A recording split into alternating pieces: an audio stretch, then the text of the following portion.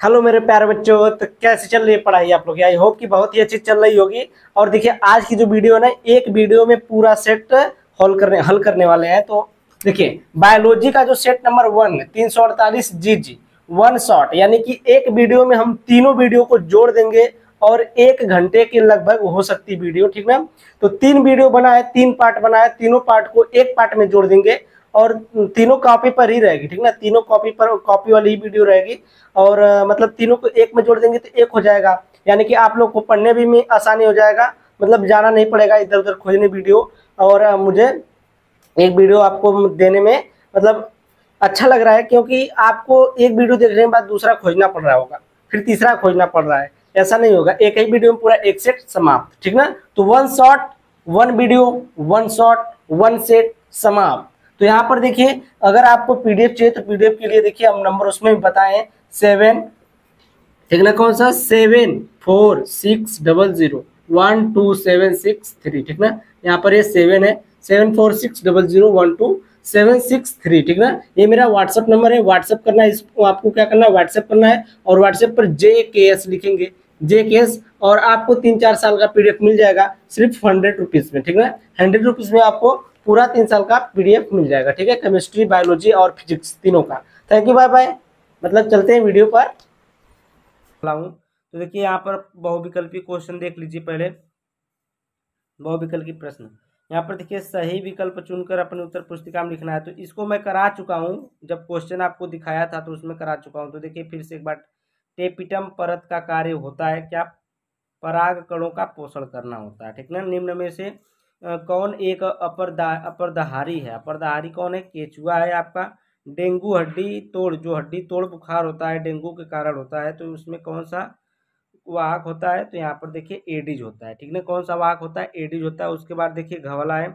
कौन सा enzyme DNA को विशिष्ट स्थान पर काटता है? तो ये होता है लाइगेज। कौन सा एंजाइम? लाइगेज एंजाइम काटता है, ठीक ना। तो यहाँ पर देखिए बहुविकल्पी में करा चुका था, आपको क्वेश्चन भी दिखा चुका था। तो सेट नंबर 1 के लिए देखिए हल है पूरा। प्रश्न नंबर 2 से यहाँ पर है। तो प्रश्न नंबर 2 देखिए क्या करा है, करा कि अति लघुत्तरी प्रश्न है ये, मतलब 60 आंसर देना है कि 1 नंबर का क्वेश्चन होता है, ठीक ना। शुक्राणुओं को पोषण प्रदान करने वाली कोशिकाओं के नाम लिखिए, बस नाम लिखना था। देखिए मानव शुक्राणुओं का पोषण कौन कौन करते हैं? वृषण की परिचारिका कोशिका, सरटोली कोशिका मानव शुक्राणुओं को पोषण प्रदान करती हैं, ठीक ना। सरटोली कोशिकाएं शुक्र जनन नलिका में स्थित होती हैं। देखिए दो, वृषण की परिचारिका परिचारिका कोशिका और सर्टोली कोशिका यही होते हैं, ठीक ना, दो। अब देखिए तीसरा, दूसरे का ख वाला है, MTP और ZIFT का पूरा नाम लिखिए। तो MTP देखिए medical termination of pregnancy, medical termination of pregnancy का फुल फॉर्म होता है।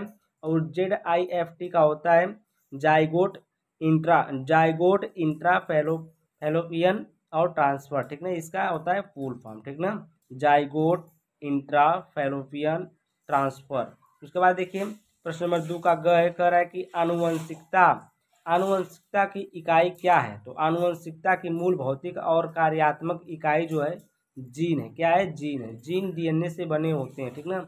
जो जीन होते हैं वो डीएनए से मिलकर क्या होते हैं? बने होते हैं, ठीक।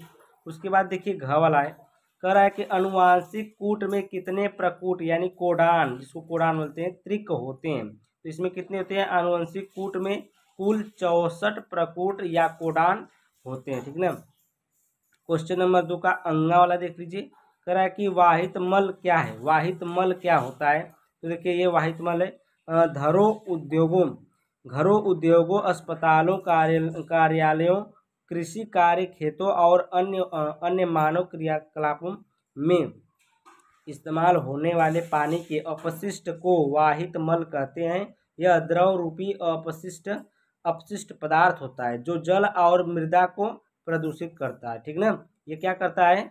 जल और मृदा को क्या करता है? प्रदूषित करता है, यानी कि खराब करता है, ठीक है। आगे चलते हैं प्रश्न नंबर 3 पर। ये देखिए क्वेश्चन नंबर 3 है। क्वेश्चन नंबर 3 क्या कर रहा है?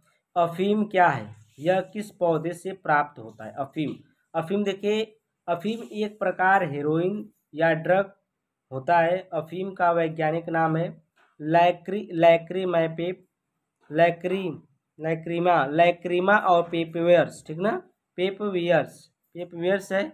और देखिए अफीम के पौधे पेपवर, सोमनीफेरम का इसका नाम है, देखिए पेपवेयर, पेपव पेपेवर पेपेवर जी पेपेवर है, सोमिनफेवर इसका नाम है।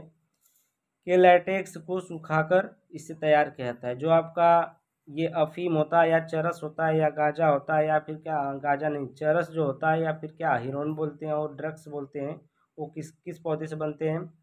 पेपेवर सोमनीफेवर सोमनीफेरम इस पौधे के नाम से बनते हैं। और ये लैटेक्स को इसके लैटेक्स को क्या करते हैं? सुखाकर इसको तैयार किया जाता है। ठीक है, आगे चलते हैं। अगर देखिए आपको सही से नहीं दिख रहा होगा लेकिन अब दिख रहा होगा, ठीक ना, तो यहाँ पर देखिए दूसरा क्वेश्चन कर रहा है कि क्लाइफेल्टर एवं टर्नर सिंड्रोम में गुणसूत्रों की संख्या कितनी होती है? अब देखिए क्लाइफेल्टर क्या होता है आपको मैं समझा दूं। क्लाइफेल्टर सिंड्रोम होता है, यह एक जन्मजात बीमारी होती है, ठीक ना, जो तब होती है जब पुरुष को एक अतिरिक्त एक्स गुणसूत्र यानी एक्स गुणसूत्र ज़्यादा हो जाते हैं, विरासत में मिलता है, यानी कि विरासत का मतलब एक गुणसूत्र उसके पास ज़्यादा आता है, ठीक ना, पैदाइश के समय।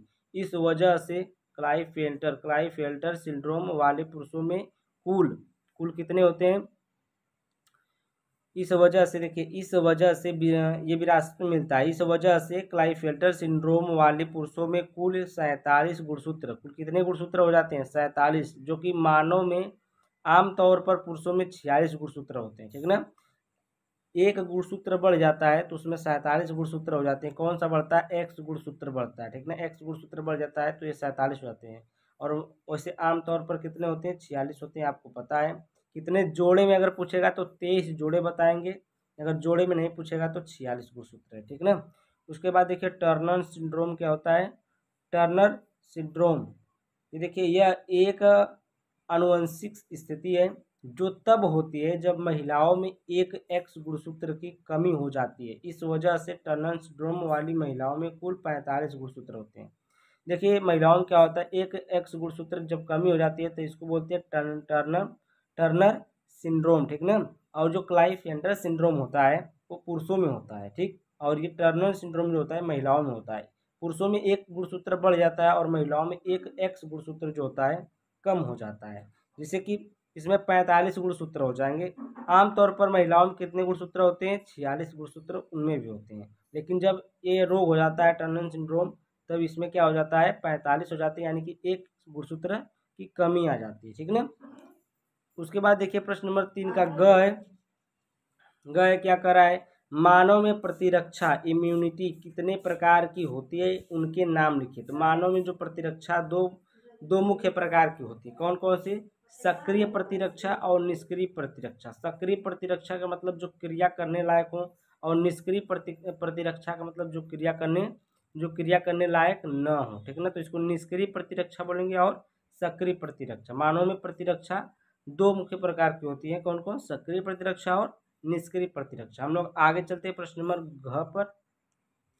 अब देखिए प्रश्न नंबर 3 का घ कर रहा है प्रतिजैविक क्या है? किन्हीं दो सूक्ष्मजीवों के नाम लिखिए जिनका प्रयोग प्रतिजैविकों के उत्पादन में किया जाता है। तो प्रतिजैविक सूक्ष्मजीवों से स्रावित होने वाला एक रासायनिक पदार्थ है जो जीवाणुओं को नष्ट करके रोगजनकों को खत्म कर देता है। प्रतिजैविकों के उत्पादन में इन दो सूक्ष्मजीवों का इस्तेमाल किया जाता है। कौन कौन से? पेनिसिलिन नोटेटम और म्यूकर रेमोनियास, ठीक ना, म्यूकर रेमोनियास, इन दोनों का उपयोग किया जाता है, ठीक है। तो प्रतिजैविक क्या है? एक सूक्ष्मजीव से स्रावित होने वाला एक रासायनिक पदार्थ होता है जो जीवाणुओं को नष्ट करके रोगजनकों को खत्म कर देता है। प्रतिजैविकों के उत्पादन में इन दो सूक्ष्मजीवों का इस्तेमाल किया जाता है, पेनिसिलिन नोटेटम और म्यूकर रेमोनियास, ठीक ना। अब देखिए प्रश्न नंबर 3 का घ वाला है, क्या कह रहा है प्रश्न नंबर 3 का घ? तो देखिए घ कर रहा है वन्य जीव संरक्षण के लिए सरकार द्वारा क्या कदम उठाए गए हैं, ये आपको बताना है। उत्तर हम लिखे यहाँ पर देखिए भारत में वनों और वन्य जीवों की सुरक्षा के लिए पर्यावरण संरक्षण अधिनियम देखिए कौन कौन से, पर्यावरण संरक्षण अधिनियम, वन संरक्षण अधिनियम, राष्ट्रीय वन जीव कार्य योजना और टाइगर परियोजना, राष्ट्रीय उद्यान और अभयारण्य जैसे जैव क्षेत्रीय रिजर्व कार्यक्रम आदि चल रहे हैं, ठीक ना। कौन कौन से, देखिए पर्यावरण संरक्षण अधिनियम, वन संरक्षण अधिनियम, राष्ट्रीय वन जीव कार्य योजना, टाइगर परियोजना, राष्ट्रीय उद्यान, अभयारण्य, ये सब कदम उठाए गए हैं। क्योंकि क्या होता है कि जीवों की जो प्रजातियां हैं धीरे धीरे समाप्त होती जा रही हैं, तो जो सरकार है तो ये सब कदम उठा रहे हैं, ठीक ना। अभयारण्य बना रहे हैं, राष्ट्रीय उद्यान बना रहे हैं, टाइगर परियोजना कर रहे हैं, राष्ट्रीय वन्य जीव कार्य योजना बना रहे हैं, ठीक ना। इस प्रकार से पर्यावरण संरक्षण अधिनियम बनाए हैं, ठीक। इस अधिनियम का मतलब एक ये नियम होता है अधिनियम में, ठीक ना। तो एक नियम होता है वो बनाए हैं, इसमें आप लोग को जीव को नहीं मारना रहता है, ठीक है। तो आज के लिए इतना ही, इस वीडियो में इतना ही रहेगा। अगर आप लोगों को पीडीएफ चाहिए, इसकी पीडीएफ चाहिए, चाहे किसी की पीडीएफ चाहिए, तो इस नंबर पर आप लोग कांटेक्ट कर सकते हैं, 7460012763, ठीक ना। ये आप व्हाट्सएप नंबर है, व्हाट्सएप करेंगे JKS लिख के, JKS लिख करके करेंगे व्हाट्सएप, तो हम समझ जाएंगे कि स्टूडेंट को पीडीएफ चाहिए, तो पीडीएफ के लिए संपर्क करें। देखिए केमिस्ट्री का आपका मिलेगा 4 साल का, फिजिक्स का मिलेगा 3 साल का, और बायोलॉजी का मिलेगा 2 साल का। कुल मिला के आपको 100 रुपीज़ चार्ज लगेगा, ठीक ना। इतना लगेगा चार्ज, और इतना केमिस्ट्री का, फिजिक्स का मुझे लग रहा है 4 साल का फिजिक्स का भी है, ठीक है। 4 4 8 2 10 साल का है, यानी कि 70 सेट आपको मिल जाएगा, ठीक ना। Thank you, bye bye for watching my video. तो यहाँ पर देखिए प्रश्न नंबर 4 का क है, कह रहा है क्वेश्चन है कि शारीरिक रोध, रोग नहीं, शारीरिक रोध और कोशिकीय रोध पर संक्षिप्त टिप्पणियां लिखिए, ठीक ना। क्या लिखना है आपको, टिप्पणियां लिखना है, मतलब इसके बारे में कुछ लिखना है। तो यहाँ पर देखिए शारीरिक रोध, शारीरिक रोध को संरचनात्मक रोध भी कहते हैं, यहाँ पर क्या रहेगा, रोध भी कहते हैं, ठीक है, ये रोध भी कहते हैं। यह रोग कारक को शरीर में प्रवेश करने से रोध यानी कि रोकता है। रोध का मतलब क्या होता है, रोकता है, ठीक ना। ये क्या करता है, शरीर में किसको प्रवेश करने से, रोग को प्रवेश होने से क्या करता है, इसको रोकता है, ठीक ना। उसके पहला देखिए इसमें क्या होगा, त्वचा, पहले त्वचा देख लीजिए। इसमें पहला त्वचा होता है, त्वचा की बाहरी परत जो होती है मृत होती है, जो त्वचा की बाहरी परत होती है कैसी होती है, आपकी मृत होती है, ठीक ना। जिसके कारण रोग कारक वृद्धि नहीं कर पाते हैं। जिसके कारण क्या होता है, जो जो आपका रोग होता है वो क्या करता है, रोग कारक जो होता है वो वृद्धि नहीं कर पाता है। उसके बाद देखिए म्यूकोसा जिसके कारण रोग कारक वृद्धि नहीं कर पाते, ठीक ना। तो वृद्धि और नहीं कर पाता है। उसके बाद दूसरा पॉइंट इसमें एग्जांपल में म्यूकोसा क्या होता है, देखिए म्यूकोसा में जो श्वसन मार्ग या भोजन मार्ग होता है, ठीक ना। जो श्वसन मार्ग या भोजन मार्ग आपका होता है उसी को हम लोग क्या बोलते हैं, म्यूकोसा बोलते हैं। इस पर म्यूकोसा झिल्ली का आवरण उपस्थित होता है। इस पर 2 प्रकार की संरचनाएं होती है। इस पर कितने प्रकार की संरचनाएं होती है, 2 प्रकार की संरचनाएं होती है। देखिए एक म्यूकस कोशिका वाली और एक सीलिया होती है, ठीक है। क्या होती है, एक म्यूकस होती है और एक सीलिया होती है। और देखिए ये जो होती है म्यूकस ना, यह एक चिपचिपा पदार्थ होता है, क्या कहता है, ये चिपचिपा पदार्थ होता है।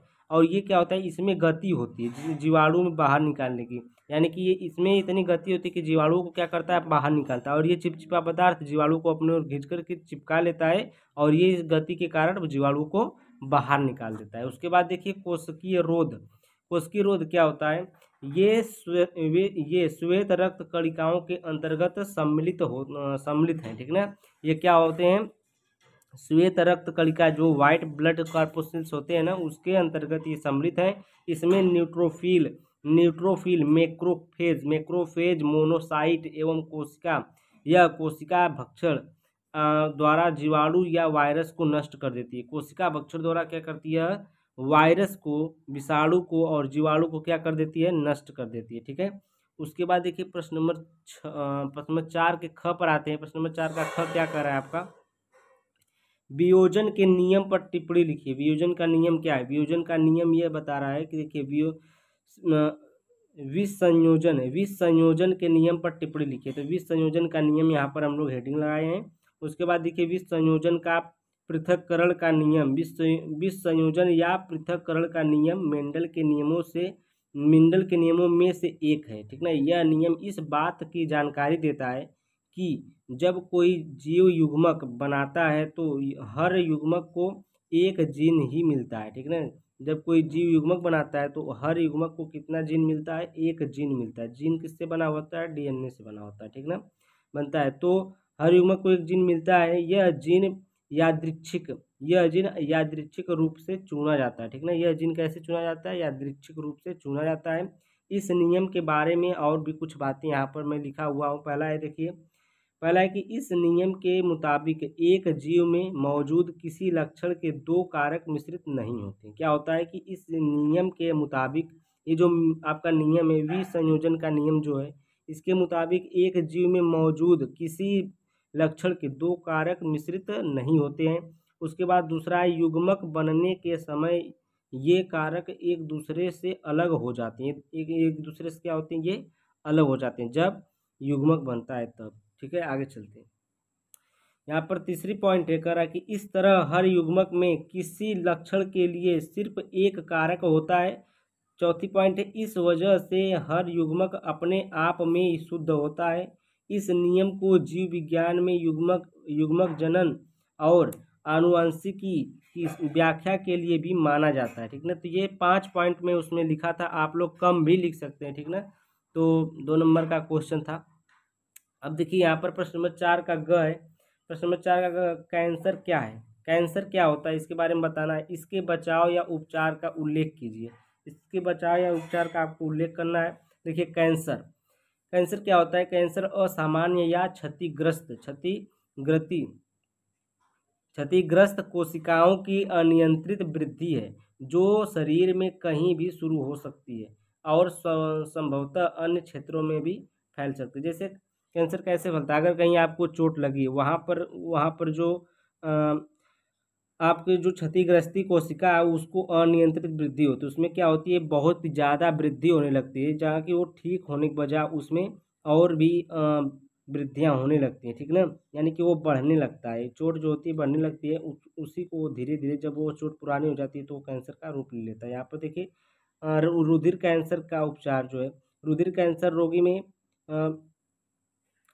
कीमोथेरेपी होती है। क्या होती है, कीमोथेरेपी से अस्थिमज्जा नष्ट हो जाती है, जिसे स्टेम कोशिका प्रत्यारोपण द्वारा सही किया जाता है। तो इसमें जो कीमोथेरेपी होती है, अस्थिमज्जा वो नष्ट कर देती है और इसको किससे रोका जाता है, स्टेम कोशिका प्रत्यारोपण द्वारा सही किया जा सकता है, ठीक ना। उसके बाद बचाव में देखिए, बचाव में आप लोग क्या करना है, तंबाकू का सेवन बंद करना पड़ेगा, वजन प्रबंधन करना पड़ेगा, शारीरिक गतिविधियों में संलग्न होना पड़ेगा, सूर्य से स्वयं को बचाना पड़ेगा, यानी कि छाया में रहना पड़ेगा, ठीक ना। त्वचा को ढकना होगा, जोखिमपूर्ण व्यवहार से बचें, सुरक्षित संबंध बनाएं, ठीक ना। उसके बाद देखिए, प्रश्न नंबर 4 का घ है। प्रश्न नंबर 4 का घ है, एक संकर एवं द्विसंकर टेस्ट क्रॉस को समझाइए। एक संकर और द्विसंकर टेस्ट क्रॉस को समझाना है, तो अभी हम लोग इसको चल रहे हैं थोड़ा सा।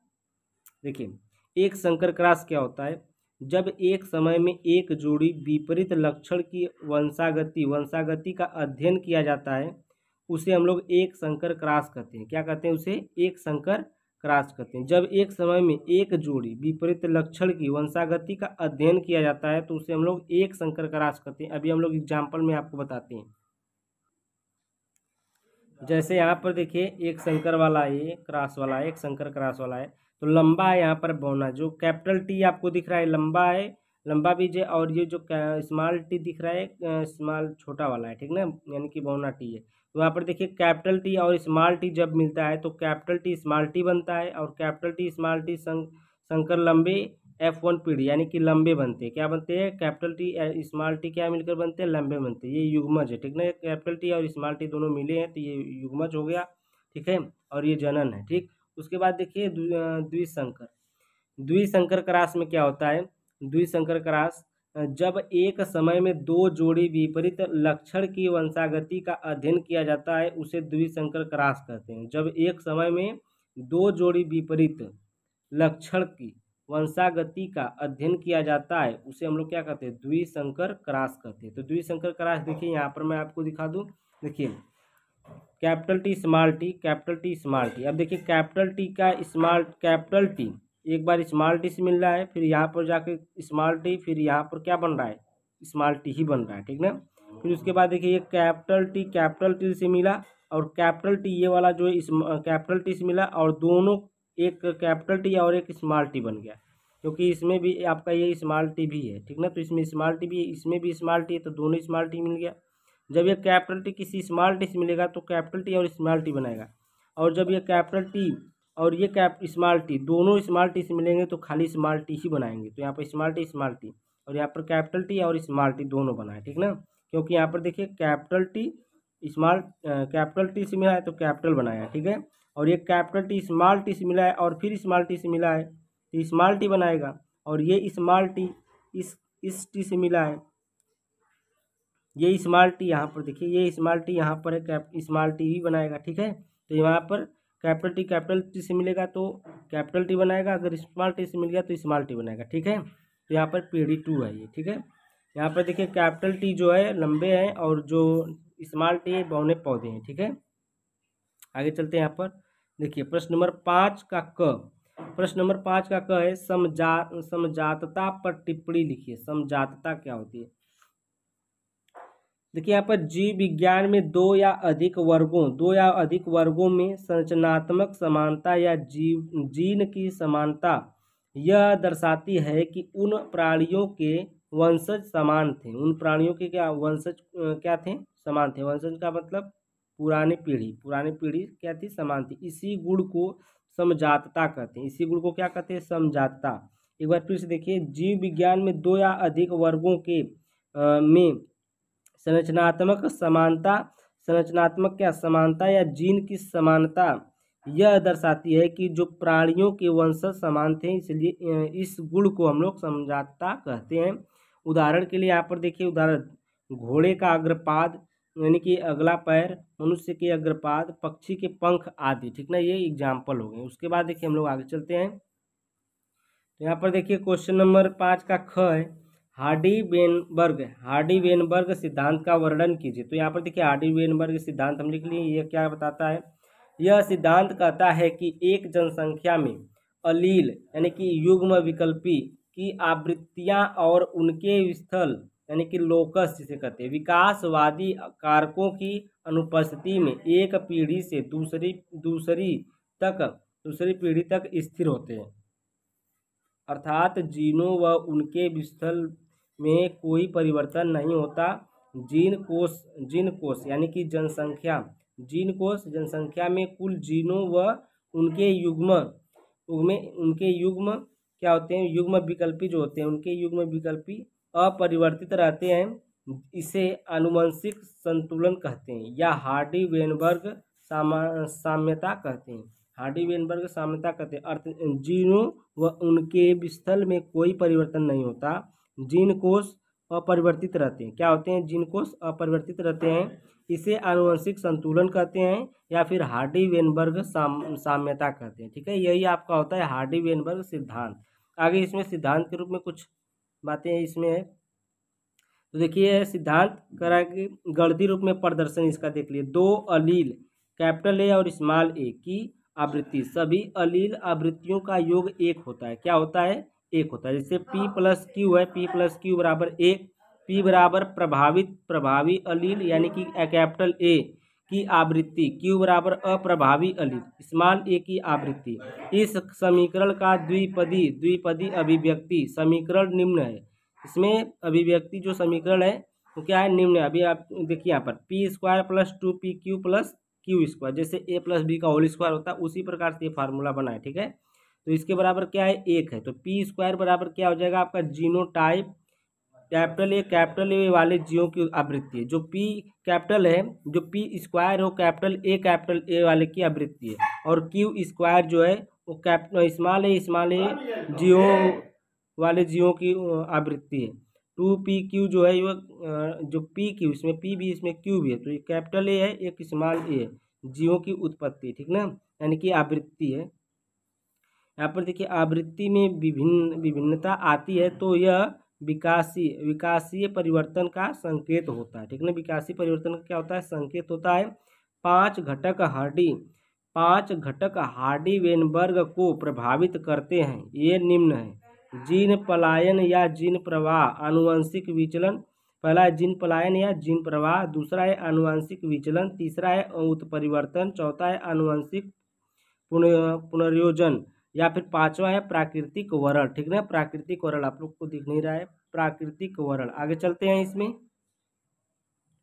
आगे देखिए प्रश्न नंबर 5 का ग है। प्रश्न नंबर 5 का ग, लघु बीजाणु धानी या फिर इसको परागकोश कहते हैं तथा गुरु बीजाणु धानी इसको बीजांड कहते हैं के बीच कोई 3 अंतर लिखिए। कोई 3 अंतर लिखना है तो यहाँ पर देखिए पहला अंतर है लघु बीजाणु धानी पुंकेसर के परागकोश में विकसित होता है और जो गुरु बीजाणु धानी अंडक के अंडाशय में विकसित होता है। ठीक ना, ये कहाँ पुंकेसर के परागकोश में और ये अंडक के अंडाशय में विकसित होता है। ठीक है, उसके बाद इसमें दूसरी पॉइंट है लघु बीजाणु धानी चारों ओर से बाह्य त्वचा अंत अस्तर माध्य अस्तर और टेपिटम से क्या होती है, घिरी होती है। ठीक ना, उसके बाद गुरु बीजाणु धानी चारों ओर से बाह्य तथा अंत अध्यावरण से घिरी होती है। उसके बाद देखिए तीसरी पॉइंट है इसमें लघु बीजाणु धानी में अनेक लघु बीजाणु मातृ कोशिकाओं से अर्धसूत्री विभाजन द्वारा असंख्य से लघु बीजाणु यानी कि परागकण बनते हैं। ठीक ना, उसके बाद तीसरा इसमें एकमात्र गुरु बीजाणु मातृ कोशिका से अर्धसूत्री विभाजन द्वारा 4 अगुणित गुरु बीजाणु बनते हैं और इसमें से 3 नष्ट हो जाते हैं, एक गुरु बीजाणु क्रियाशील रहता है। ठीक ना, एक गुरु बीजाणु क्या होता है, क्रियाशील रहता है। उसके बाद देखिए चौथी पॉइंट है लघु बीजाणु यानी कि परागकण परागकोश के स्फुटन से मुक्त हो जाते हैं, ये नर युग्मक कोविद कहलाते हैं। ठीक ना, इसमें नर युग्मक बनते हैं और इसमें देखिए क्या होता है गुरु बीजाणु वृद्धि करके भ्रूण कोश बनाते हैं, ये मादा युग्मक कोविद कहलाता है। इसमें मादा युग्मक अंड बनता है। ठीक ना, क्या बनता है, मादा युग्मक अंड बनता है। इसमें देखिए क्वेश्चन नंबर 5 का घ है। 5 का घ क्या कर रहा है कि समष्टि की किन्हीं 3 महत्वपूर्ण विशेषताओं की व्याख्या कीजिए। समष्टि क्या है, पहले यहाँ पर देखिए समष्टि क्या है। समष्टि कर रहा है, समष्टि किसे कहते हैं, पॉपुलेशन को कहते हैं। यह एक ही प्रकार के जातियों के जीवों का समूह होता है जो एक दिए गए क्षेत्र में दिए गए समय में रहता है। ठीक ना, जो एक दिए गए क्षेत्र में दिए गए समय में रहता है। ठीक है, तो एक पॉपुलेशन होता है जो पॉपुलेशन घटती है या फिर बढ़ती है। ठीक ना, तो उसको हम लोग आगे समझते हैं। यहाँ पर देखिए समष्टि की विशेषताएं हैं, 3 विशेषताएं। पहली है कि समष्टि आकार देखिए यह परिवर्तनशील रहती है। समष्टि आकार जो होती है यह परिवर्तनशील रहती है। जलवायु की परिस्थिति, भोजन की उपलब्धता सही हो, परभक्षण दबाव आदि पर समष्टि आकार निर्भर करता है। तो यहाँ पर देखिए जो समष्टि आकार है किस पर निर्भर करता है, भोजन की उपलब्धता पर, जलवायु की परिस्थिति पर और परभक्षण दबाव पर। ठीक ना, यानी कि भोजन की उपलब्धता है और कोई दबाव नहीं है तब तो समष्टि आपका जो है बढ़ता रहेगा, पॉपुलेशन बढ़ता रहेगा। ठीक है, उसके बाद अगर खाने की कमी है, भोजन की कमी है, वायुमंडल या जलवायु में कमी है तो कुछ लोग मरते रहेंगे, तो उसमें क्या हो जाएगा, कमी होती रहेगी आकार में। ठीक है, उसके बाद देखिए जन्म दर। यहाँ पर देखिए जन्म दर हम एक दिए गए समय में किसी विशेष क्षेत्र में नए जन्मे जीवों की संख्या को जन्म दर कहते हैं। इसे बढ़ने पर समष्टि घनत्व बढ़ता है। ठीक ना, देखिए समष्टि घनत्व बढ़ता है जन्म दर या आप्रवासन जब बढ़ता है। ठीक ना, जन्म दर का मतलब जब समाज में कोई बच्चा या कोई पक्षी या फिर कोई भी चीज़ जन्म लेता है तो जन्म दर बढ़ेगा। ठीक है, जन्म दर बढ़ेगा।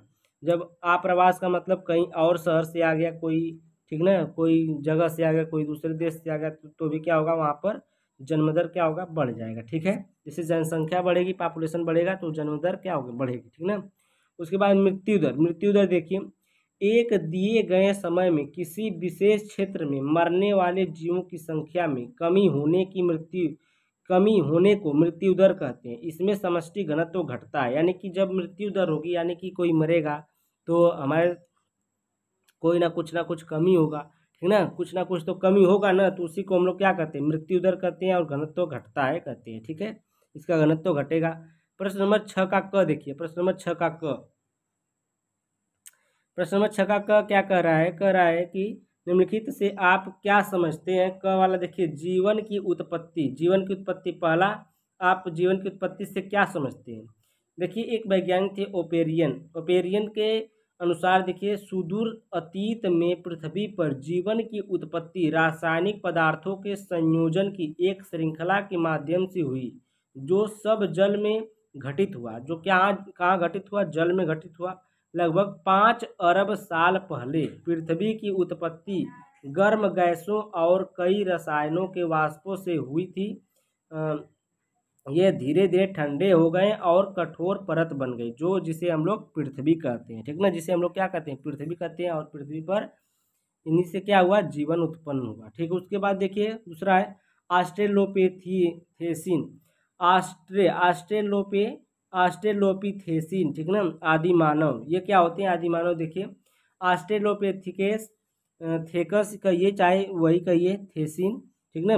ऑस्ट्रेलोपिथेकस तो मतलब ये है, मतलब है कि दक्षिणी वानर। क्या होते हैं? इनको हम लोग क्या कहते हैं? दक्षिणी वानर भी कहते हैं, ठीक ना। यह एक जीनस या समूह का नाम है। यह एक जीनस या क्या है? समूह का नाम है, जिसका इस्तेमाल मूल रूप से दक्षिण अफ्रीका में पाई जाने वाली एक प्रजाति के लिए किया गया था। किसके लिए? प्रजाति के लिए किया गया था। ऑस्ट्रेलोपिथेकस प्रारंभिक मानव के पूर्वजों की एक प्रमुख प्रजाति थी। यानी कि हमारे जो पूर्वज थे बहुत पहले के, करोड़ों साल पहले, या फिर कह सकते हैं मिलियन साल पहले की जो पूर्वज थे, वो बंदर के रूप में पहले थे। पहले 4 पैर पर चलते थे, धीरे धीरे उसमें वो वृद्धि हुई तो वो लोग 2 पैरों पर आ गए, ठीक ना। आगे चलते हम लोग थोड़ा सा देखते हैं कुछ महत्वपूर्ण बातें निम्न है। यहाँ पर देखिए पहला, यह प्रजाति 1.5 से 4 मिलियन साल पहले मौजूद थी, ठीक ना। इस समय हमारे पूर्वजों ने 2 पैरों पर चलना सीख लिया था, लेकिन उनका चेहरा कुछ कुछ बंदरों जैसा था। उनका चेहरा कैसा था? बंदरों जैसा था। इनका जबड़ा अपेक्षाकृत काफी बड़ा और मजबूत था। जबड़ा जो था क्या था? बहुत मजबूत था। ऑस्ट्रेलोपिथेकस के बड़ों हाथों का मतलब है कि वे पेड़ों पर चढ़ते थे, ठीक है। यहाँ तक ये कुछ इंपॉर्टेंट बातें थी, इसलिए मैं यहाँ पर लिख लिया था। उसके बाद देखिए प्रश्न नंबर 6 का ग है। तो देखिए संक्रामक रोग क्या होता है? संक्रामक रोग हानिकारक जीवों के कारण होने वाली बीमारियां हैं, जो बाहर से आपके शरीर में प्रवेश करते हैं, ठीक ना। आपके शरीर में बाहर से प्रवेश करते हैं। संक्रामक रोगों का कारण बनने वाले रोगजनकों में वायरस, बैक्टीरिया, कवक, परजीवी और कभी कभी प्रियन शामिल है, ठीक ना। प्रियन भी एक प्रकार से बैक्टीरिया है। जैसे कीड़े के काटने और दूषित भोजन, पानी या मिट्टी से संक्रामक रोग हो सकता है, ठीक है। यहाँ पर देखिए प्रश्न नंबर 6 का घ है डार्विनवाद, ठीक ना। आखिरी क्वेश्चन इस वीडियो का, डार्विनवाद से आप क्या समझते हैं? तो यहाँ पर देखिए डार्विनवाद अंग्रेजी प्रकृतिवादी चार्ल्स डार्विन और अन्य लोगों द्वारा विकसित जैविक विकास का एक सिद्धांत है, जिसमें कहा गया है कि जीवों की सभी प्रजातियां छोटे वंशानुगत विविधताओं के प्रकृति चयन के माध्यम से उत्पन्न और विकसित होती है, जो व्यक्ति की प्रतिस्पर्धा करने, जीवित रहने और प्रजनन करने की क्षमता को बढ़ाती है। इसे डार्विनवाद सिद्धांत भी कहा जाता है, ठीक है। छोटे शब्दों में हम इसको मतलब छोटा में लिख दिए ना, तो ये डार्विनवाद का जो सिद्धांत है बहुत ही बड़ा है, ठीक है। तो इसमें खाली जितना पूछा था आप लोग क्या समझते हैं इससे, तो उतना ही हम लिखे हैं। अब अगर आपको पीडीएफ चाहिए, ठीक ना, बायोलॉजी, केमिस्ट्री या फिजिक्स किसी भी सेट का पीडीएफ चाहिए, तो आप इस नंबर पर 7746001276 इस नंबर पर आप लोग व्हाट्सएप मैसेज करिए या फिर इस पर कॉल करिए, ठीक ना। कॉल करके आप लोग पीडीएफ के लिए मांग सकते हैं। 3-3 साल 4-4 साल का पीडीएफ आपको मिलेगा, वो भी सिर्फ 100 रुपये में, ठीक ना। यानी कि मेरे पास 70-72 सेट है, ठीक ना, पूरा हल है, सेट है पूरा, ठीक ना। तो आप लोग इसी नंबर पर नोट्स ले लीजिए और अपना पढ़िए आराम से, ठीक ना। वीडियो के चक्कर मत पढ़िए। वीडियो 1-1 घंटा देखेंगे तब तक एक ही सेट दिखेगा, लेकिन अगर आप सेट ले लेंगे तो 1 घंटे में आप लोग 1 साल का पूरा 7 सेट पढ़ सकते हैं, ठीक है। तो यहाँ पर देखिए प्रश्न नंबर 7 है। प्रश्न नंबर 7 क्या कह रहा है? प्रश्न नंबर 7 6 देख लीजिएगा। देखिए मनुष्य के नर जनन तंत्र का वर्णन कीजिए तथा शुक्राणु निर्माण की क्रिया समझाइए। शुक्राणु निर्माण की क्या क्रिया समझाना है? तो यहाँ पर देखिए नर जनन तंत्र में कई अंग होते हैं। क्या होते हैं? कई अंग होते हैं जो मानव प्रजनन में अहम भूमिका निभाते हैं। ठीक ना। ये अंग शरीर के बाहर और श्रोणि के अंदर मौजूद होते हैं। नर जनन तंत्र के मुख्य अंग है। तो आप लोग ऊपर फिगर देख सकते हैं नर जनन तंत्र का, ऊपर फिगर मैं लगा दूंगा। ठीक है। उसके बाद देखिए यहाँ पर वृषण है। वृषण क्या है? ये दो अंडाकार ग्रंथियां होती हैं जो शरीर के बाहर वृषण कोषों में स्थित होती हैं। वृषण शुक्राणु और पुरुष हार्मोन टेस्टोस्टेरोन बनाते हैं। ठीक ना। ये जो वृषण होते हैं इसमें दो अंडाकार ग्रंथियां होती हैं, ये लड़कों में होती है। ठीक ना। लड़कों यानी कि आदमी में होती है। ठीक। ये आदमी, क्योंकि ये बताया गया नर जनन तंत्र। ठीक है। नर जनन तंत्र है तो ये आदमी का ही चीज है। ठीक ना। प्राइवेट पार्ट होता है। ठीक। अधिवृषण देखिए, यह वृषण के ऊपर की संरचना होती है। इसमें शुक्राणु परिपक्व होते हैं। ये जो अधिवृषण होता है ये क्या होता है? ऊपर की संरचना होती है। इसमें जो शुक्राणु आपके जो स्पर्म होता है वो क्या होते हैं? एकदम परिपक्व होते हैं। ठीक ना। उसके बाद तीसरी पॉइंट है, दूसरी पॉइंट नहीं देख पाए क्या? दूसरी पॉइंट आप लोग देख लीजिएगा, समझा दिए। तीसरी पॉइंट देखिए कर रहा है शुक्रवाहिनी। शुक्रवाहिनी क्या है? शुक्रवाहिनी यह वृषण तथा अधिवृषण में बने शुक्राणु को शुक्राशय तक ले जाती है। जो शुक्रवाहिनी होती है यह वृषण तथा अधिवृषण में बने जो शुक्राणु होते हैं, जो स्पर्म होते हैं, उन्हें क्या ले जाती हैं? शुक्राशय तक ले जाती हैं। ठीक ना। शुक्राशय यह एक ग्रंथि होती है जिसमें शुक्राणु लंबे समय तक सुरक्षित रहते हैं तथा इनका पोषण होता है। इसे शुक्राशय द्रव कहा जाता है। इसमें शुक्राशु द्रव होता है। ठीक ना। यहाँ पर इसमें रहेगा। ठीक। इसमें शुक्राशय द्रव होता है।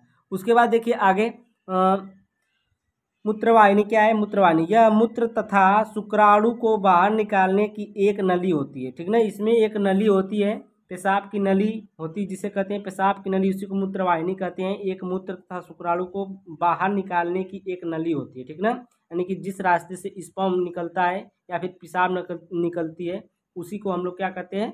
मूत्रवाहिनी कहते हैं। ठीक ना। और देखिए शिश्न क्या होता है? यह बाह्य जनन तंत्र के रूप में होता है जो एक नली के रूप में शुक्राणु को गर्भाशय तक पहुंचाने का कार्य करता है। ठीक ना।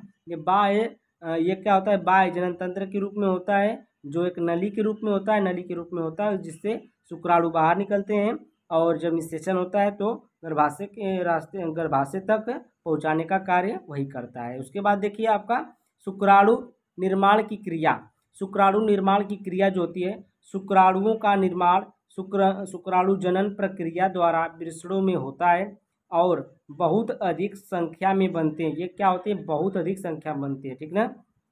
1500 पर सेकेंड या 1500 पर सेकेंड की संख्या में बनते हैं। इतनी संख्या में बनते हैं। ठीक ना। प्रत्येक शुक्राणु पतला व लंबा होता है। इसे 3 भाग होते हैं। इसमें क्या होते हैं? इसमें 3 भाग होते हैं। इसमें कितने भाग होते हैं?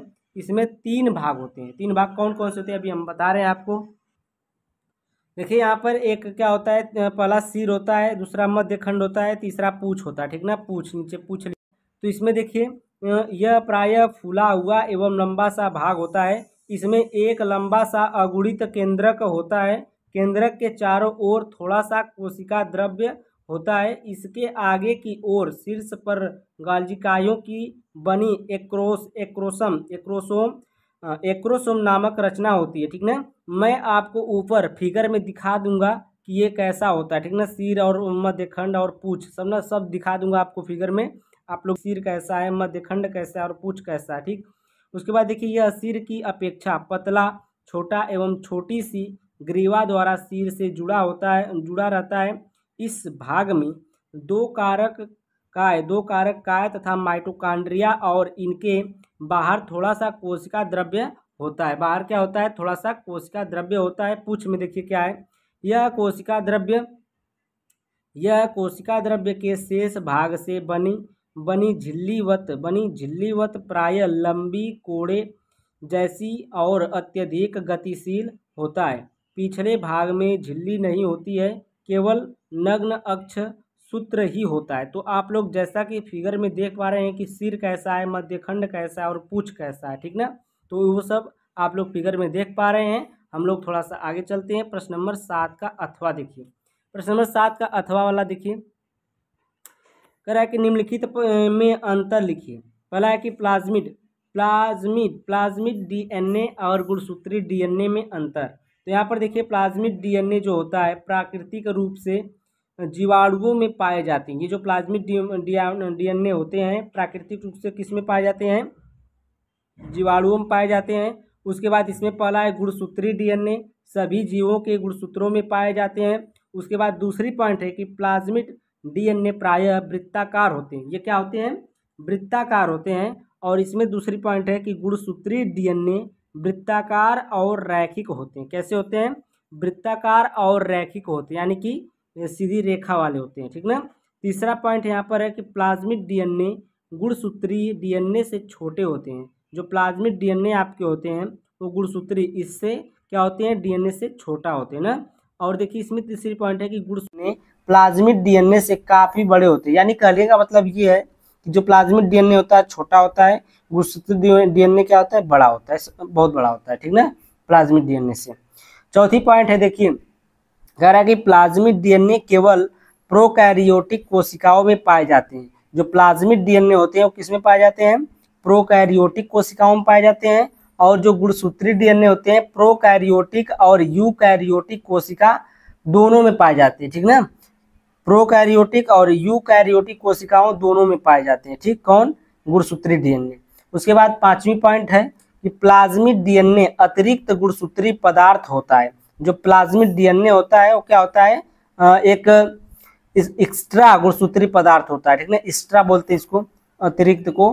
तो यहाँ पर देखिए पांचवा है गुणसूत्री डीएनए मुख्य गुणसूत्री पदार्थ है, ठीक ना।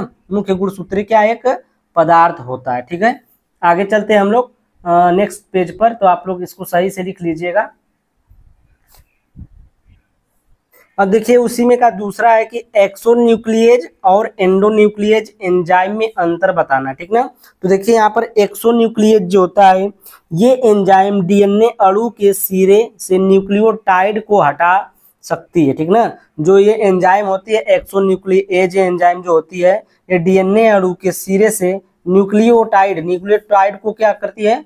हटा सकती है। उसके बाद देखिए एंडोन्यूक्लियो एंजाइम जो होता है एंडोन्यूक्लिएज एंजाइम डीएनए अणु को बीच से काटते हैं, ठीक ना। जो डीएनए अणु है किसको? डीएनए अणु को एंडोन्यूक्लिएज एंजाइम जो होता है ये क्या करता है? बीच से ही काट देता है। उसके बाद देखिए इसमें दूसरी पॉइंट, ये डीएनए के केवल एक स्टैंड को काटते हैं, ठीक ना, एक स्टैंड को।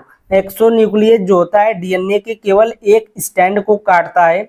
और इसमें जो एंडोन्यूक्लिएज होता है उन्हें इसमें कौन कौन से होती है? दो होती है। कौन कौन से? देखिए वर्णांधता होती है। वर्णांधता में क्या होता है? जिसको हम लोग कलर ब्लाइंडनेस बोलते हैं। क्या बोलते हैं इसको हम लोग? कलर ब्लाइंडनेस बोलते हैं। देखिए यह एक अप्रभावी जीन द्वारा नियंत्रित लिंग संलग्न रोग है। क्या होता है यह एक अप्रभावी जीन द्वारा नियंत्रित लिंग संलग्न रोग होता है। इसमें मनुष्य को लाल व हरे रंग में अंतर नहीं होता है। इसमें ये जो रोग होता है कलर ब्लाइंडनेस, इसमें देखिए रेलवे में इसमें नौकरी नहीं लगती है, ठीक ना, क्योंकि उसमें यही चीज चेक किया जाता है कि इसमें रेड और हरा की पहचान आप कर पा रहे हैं कि नहीं कर पा रहे हैं। तो अगर ये कलर ब्लाइंडनेस है तो रेलवे में नौकरी नहीं लगने वाली है, ठीक है। तो इसका वहाँ पर चेकअप होता है कि कलर ब्लाइंडनेस है कि नहीं है, ठीक है। तो कलर ब्लाइंडनेस ये जो होता है ये आपका जो पूर्वज लोग होते हैं या फिर जो आपके पिता होते हैं, बाबा होते हैं, दादाजी होते हैं, उनसे ही ये रोग आपको मिलता है, ठीक ना। तो अगर उनको ये रोग है तो आपको भी होगा, अगर आपको है तो आपके बच्चे को होगा, आपके बच्चे से बच्चे को होगा, ठीक ना। ये रोग जल्दी खत्म नहीं होता, जैसे 7-8 पीढ़ी जब तक इसकी खत्म नहीं होगी तब तक ये रोग जल्दी खत्म नहीं होता है, ठीक है। अतः यह रोग लाल हरा अंधापन भी कहलाता है, ठीक ना। यह रोग, इस रोग को हम लोग लाल हरा अंधापन कहलाता है। यह लिंग संलग्न अप्रभावी लक्षण है जो सेक्सेसिव जीन द्वारा होता है, ठीक ना। इसका जीन एक्स गुणसूत्र पर निर्भर होता है। यह एक एक्स गुणसूत्र, जो एक्स गुणसूत्र होते हैं ना, एक्स वाई और एक्स एक्स करके, महिलाओं में एक्स एक्स गुणसूत्र पाए जाते हैं, पुरुष में एक्स वाई पाए जाते हैं। तो एक्स गुणसूत्र पर यह निर्भर करता है, ठीक ना। एक्स गुणसूत्र, अगर वो एक्स गुणसूत्र पर ये वर्णांधता है तो अगर एक्स गुणसूत्र आप पे मिल गया उनका, तो आपको भी हो जाएगा। ठीक है, तो एक्स गुणसूत्र पर निर्भर होता है। मनुष्य यानी कि आदमी में एक्स गुणसूत्र पर रहेगा तो भी वर्णांधता हो जाएगा, तथा महिलाओं में एक्स एक्स दोनों गुणसूत्रों पर जीन आएंगे तब वर्णांधता होता है, न कि एक एक्स पर। अगर महिला में अगर एक एक्स पर है, एक एक्स पर नहीं है, तब वो आपको वर्णांधता नहीं होगी। अगर आपके पिता में एक्स पर वर्णांधता है, वाई पर नहीं है, तब भी आपको क्या हो जाएगा, वर्णांधता रोग हो जाएगा। ठीक ना, महिलाओं में ये कंडीशन होती है कि दोनों एक्स पर आपका वो वर्णांधता रोग होना चाहिए, तब होगा बच्चों को। ठीक है, तो हम लोग थोड़ा सा आगे चलते हैं। हीरो कौन रहता है, यही जो अभी जल्दी डेथ हुई है उनकी, ठीक ना, उनकी डेथ हुई है जल्दी ही। क्या नाम उनका, हाँ सुशांत नाम है उनको, मतलब वही फिल्म बनाए उनका, मतलब कैरेक्टर उसमें है। तो उन्हीं को क्या रहता है, ये हीमोफीलिया रोग रहता है कि चोट लगती है तो उसमें उनको मतलब ब्लड रुकता ही नहीं है। ठीक ना, तो ये भी क्या होता है, जो हीमोफीलिया रोग होता है भी लिंग संलग्न एक रोग होता है। ठीक ना, प्रश्न नंबर 8 का अथवा वाला देखिए, अथवा मथवा सब करा दिए। ठीक ना, तो यहाँ पर देखिए, समष्टि से आप क्या समझते हैं, इसकी पारस्परिक क्रिया का वर्णन कीजिए। देखिए समष्टि से आप क्या समझते हैं, समष्टि के बारे में हम लोग जो नेक्स्ट वीडियो पार्ट नंबर 2 है, ठीक ना, उसमें हम लोग समष्टि के बारे में बताए हैं, उसमें जाकर आप समष्टि के बारे में देख। तो यहाँ पर आप लोग देख पा रहे हैं कि प्रश्न नंबर 5 का जो घ है, इसी में समष्टि की किन्हीं 3 महत्वपूर्ण विशेषताओं की व्याख्या कीजिए पूछा है। तो हम लोग पहले समष्टि की हेडिंग लिखे यहाँ पर, एक ही प्रकार के जातियों के जीवों का समूह होता है जो एक दिए गए क्षेत्र में दिए गए समय में रहता है। ठीक ना, इसे हम लोग क्या कहते हैं, समष्टि कहते हैं। समष्टि का मतलब क्या होता है, पॉपुलेशन होता है। समष्टि का मतलब क्या होता है, पॉपुलेशन। पॉपुलेशन मतलब जनसंख्या। ठीक ना, तो जो समय दिया गया रहता है उस समय में अगर वहाँ के लोगों की जनसंख्या बढ़ रही है, जैसे कि जानवरों की जनसंख्या, चिड़िया, पौधे या फिर मनुष्य की जनसंख्या बढ़ रही है, तो उसमें क्या होगी, उसकी जन्म दर क्या होगी, बढ़ेगी। नहीं तो अगर मृत्यु हो रही है तो मृत्यु दर घटेगी। ठीक ना, तो इसमें घनत्व बढ़ना है। घनत्व क्या होता है, बढ़ता है जब जन्म दर बढ़ता है। तो अब मृत्यु दर जब बढ़ती है तो घनत्व क्या होता है, घटता है। ठीक है, तो यहाँ तक आपको ये समष्टि तो समझ में आ गया होगा। उसके बाद हम लोग प्रश्न नंबर 8वें पर ही चलते हैं। तो ये वाला है 8वां समष्टि, आपको मैं बता दिया।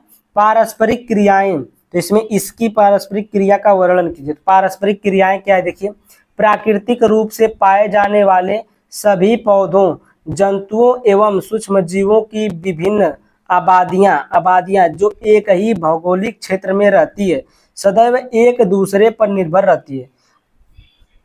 क्या होता है, एक दूसरे पर क्या होते हैं, निर्भर रहते हैं। ठीक ना, एक दूसरे पर निर्भर रहते हैं।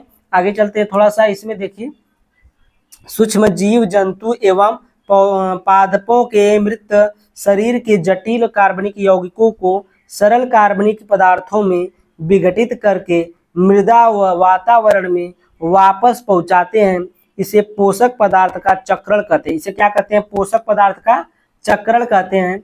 और देखिए, इसके बाद हम लोग थोड़ा सा आगे चलेंगे तो आपको समझ में आ जाएगा। जीवीय समुदाय की विभिन्न समष्टियों के जीवों के बीच भोजन, स्थान व जनन के लिए प्रतिस्पर्धा की अन्योन्य क्रियाओं को पारस्परिक क्रियाएं या अंतः क्रियाएं कहते हैं। ठीक ना, तो इसको हम लोग क्या बोलते हैं, पारस्परिक क्रियाएं बोलते हैं। उसके बाद पहले हम लोग चक्रण देखे हैं, फिर उसके बाद प्राकृतिक में जो प्राकृतिक रूप से पाए जाने वाले सभी पौधों में जो जंतु, सूक्ष्म जीवों में आबादियां देखे हैं। ठीक ना, तो इसमें सभी चीजें इतने बड़े तो आपको क्या लिखें। हम लोग आगे चलते हैं क्वेश्चन पर।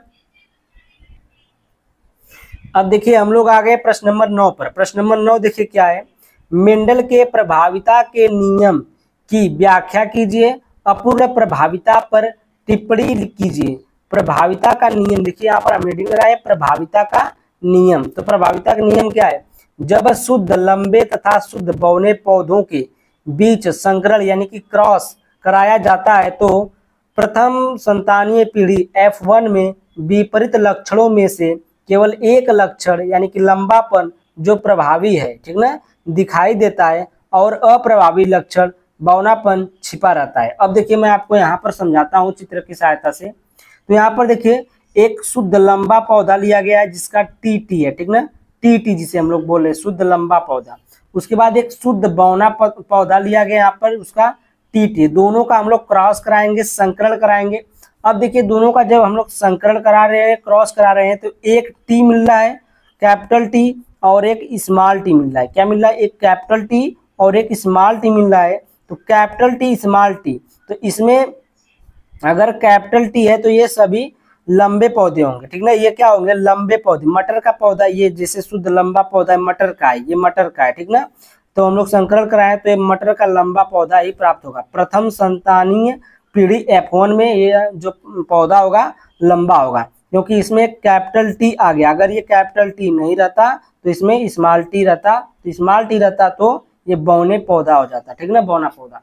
उसके बाद देखिए अपूर्ण प्रभाविता। अपूर्ण प्रभाविता क्या होता है, इसको हम लोग देखते हैं, इसको भी हम समझा देंगे। विपरीत लक्षणों के युग्म में एक लक्षण दूसरे पर अपूर्ण रूप से प्रभावी होता है, यह घटना अपूर्ण प्रभाविता कहलाती है। अब देखिए विपरीत लक्षणों के युग्म एक लक्षण दूसरे पर अपूर्ण रूप से प्रभावी होता है, यह घटना अपूर्ण प्रभाविता कहलाती है। देखिए लाल पुष्प, लाल पुष्प जो है RR है, कैपिटल RR है, और यहाँ पर सफेद पुष्प जो स्मॉल R है, तो ये कैपिटल R मिलेगा, एक स्मॉल R मिलेगा, तो RR यानी कि कैपिटल R और स्मॉल R बनेगा, ये प्रथम पीढ़ी F1 बनेगा। यानी कि ये जो R और R मिल रहा है दोनों को मिला करके क्या बन रहा है? गुलाबी पुष्प बन रहा है, ठीक ना। लाल पुष्प का एक और सफेद पुष्प का एक अंग लिया गया, दोनों का संकरण जब कराया गया, दोनों का जब क्रॉस कराया गया, तो यहाँ पर क्या मिला आपको? गुलाबी पुष्प मिला, ठीक ना। उसके बाद हम लोग थोड़ा सा आगे और चलेंगे समझने के लिए। तो यहाँ पर देखिए गुलाल गुला गुला गुला गुला बास, गुला गुला नहीं रहेगा यार, यहाँ पर गुलगुला, ठीक ना। गुलगुला बास के पौधे में लाल पुष्प और सफ़ेद पुष्प के मध्य संकरण कराया जाता है, तो प्रथम पीढ़ी F1 में गुलाबी पुष्प प्राप्त होते हैं। जब इसका स्वपरागण कराया जाता है, तब द्वितीय पीढ़ी F2 में एक लाल पुष्प और दो गुलाबी पुष्प, एक सफ़ेद पुष्प प्राप्त होता है, ठीक ना। एक लाल पुष्प, दो गुलाबी पुष्प, एक सफ़ेद पुष्प प्राप्त होता है। इसका अनुपात 1:2:1 होता है। तो यहाँ पर देखिए समझने वाली बात है, बहुत ही अच्छे समझेगा। यहाँ पर देखिए capital R small R, capital R small R, ठीक ना, दो ले लिए। यहाँ पर देखिए कैपिटल R, यहाँ पर कैपिटल R, यहाँ पर दोनों स्मॉल R। अब देखिए ये कैपिटल R और ये स्मॉल R, ये कैपिटल R स्मॉल R, ठीक ना। फिर कैपिटल R से कैपिटल R, ये कैपिटल R उठा इस कैपिटल R से, तो कैपिटल R ही बना, ठीक ना। क्या बना? गुलाबी पौधा। लाल पुष्प से क्या बना? गुलाबी पौधा। अब देखिए यहाँ पर कैपिटल R है और यहाँ पर क्या है? एक स्मॉल R है। यहाँ पर एक कैपिटल R है और यहाँ पर एक स्मॉल R है, तो यहाँ पर कैपिटल R स्मॉल R बना, तो ये क्या हो गया? गुलाबी पुष्प बन गया। उसके बाद देखिए यहाँ पर R कैपिटल R है, तो ये लाल पुष्प बना। और यहाँ पर देखिए कैपिटल R और स्मॉल R, यहाँ पर का एक कैपिटल R और यहाँ का एक स्मॉल R है, तो ये भी क्या हुआ? गुलाबी पुष्प बना। यहाँ पर देखिए स्मॉल और यहाँ पर ये स्मॉल R, तो ये दोनों स्मॉल R हैं, तो ये क्या हो गए? सफ़ेद पुष्प बन गए, ठीक है। यहाँ तक तो आपको समझ में आ ही गया होगा। उसके बाद देखिए प्रश्न नंबर 9 का अथवा वाला है। अथवा वाला देखिए क्या कर रहा है, आवृत बीजी पौधों में निषेचन कैसे होता है? निषेचन पश्च संरचनाओं का वर्णन कीजिए, ठीक ना। तो उत्तर है नर तथा मादा युग्मक के संलयन को निषेचन कहते हैं। बीज वाले पौधों में नर युग्मक को मादा गैमेटोफाइट के अंडे के करीब पराग नलिका द्वारा लाया जाता है, ठीक ना। करीब किसके द्वारा? पराग नलिका द्वारा लाया जाता है। इस क्रिया को सिफोनोगैमी कहते हैं। इस क्रिया को क्या कहते हैं? सिफोनोगैमी कहते हैं। इसके द्वारा बड़ी संख्या में पराग कण को अनुकरण वर्तिकाग्र के ऊपर होता है। सिर्फ इसका पराग नलिका ही एक कार्य को करता है, ठीक ना। पराग नलिका अंतरकोशिकीय तथा आगे देखिए अंतरकोशिकीय तथा रसायनोष्ण कटिबंधीय रूप बढ़ाता है, ठीक ना, बढ़ता है। जो इससे है जिसको हम लोग केमोट्रोपिकली कहते हैं, ठीक ना। ये क्या होता है? बढ़ता है इससे। कैल्शियम बोरोन कैल्शियम बोरोन आइसोसाइनोटोल आइसोसाइटोल आइनोसाइटोल, ठीक ना, इसका नाम भी बहुत टेढ़ा टेढ़ा है।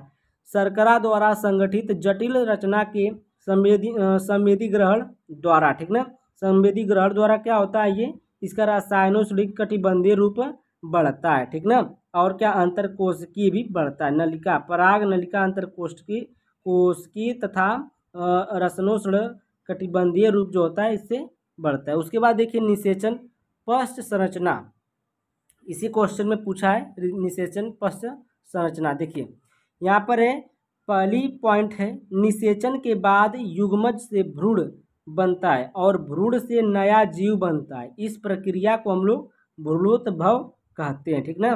निषेचन के बाद जब आपका शुक्राणु और अंडाणु मिलते हैं तो युग्मज से क्या बनता है, भ्रूण बनता है और भ्रूण से नया जीव बनता है, इस प्रक्रिया को हम लोग क्या कहते हैं, भ्रूणोद्भव कहते हैं, ठीक है। उसके बाद दूसरी पॉइंट है निषेचन के बाद अंडाशय फल बनता है, क्या बनता है, अंडाशय और फल बनता है। उसके बाद निषेचन के बाद बीजांड यानी कि बीज बनता है, ठीक ना, बीजांड और क्या बनता है, बीज बनता है। उसके बाद चौथी पॉइंट है निषेचन के बाद एंडोस्पर्म नाभिक विभाजित होकर एंडोस्पर्म कोशिकाओं का समूह बनाता है, ये कोशिकाएं विकासशील भ्रूण को पोषण देते हैं, ये कोशिकाएं क्या होती हैं, विकासशील भ्रूण को पोषण देते हैं, ठीक ना। तो ये आपका जो बायोलॉजी का सेट नंबर 1 था, आपका बायोलॉजी का सेट नंबर 1 आपका कंप्लीट हुआ, ठीक है।